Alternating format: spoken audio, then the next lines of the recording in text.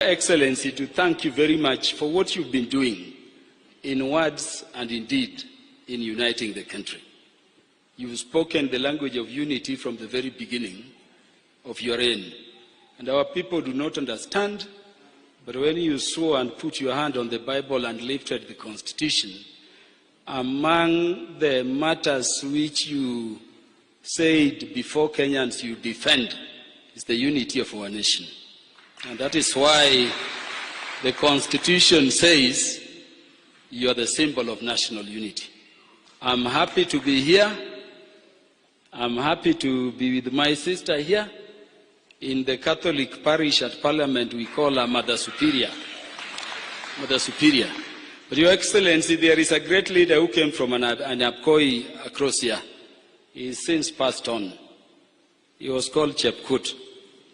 He replaced Brother Chepkonga temporarily, and now Chepkonga is back. I think because he knew Chepkonga was a lawyer, he always remembered Article 131. And whenever we were in Parliament, even if the issue of Article 131 never was being debated, he would come from nowhere and say, Article 131, the authority of the President.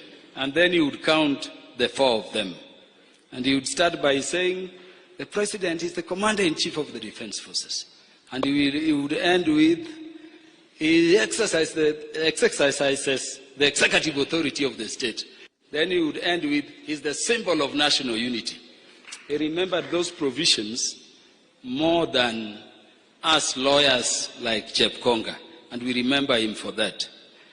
We want to request everybody who voted for the President to allow him to exercise that authority in the Constitution that is sworn to exercise.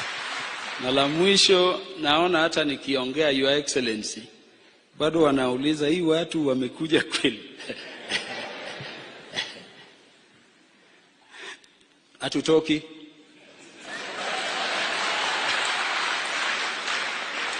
Mahali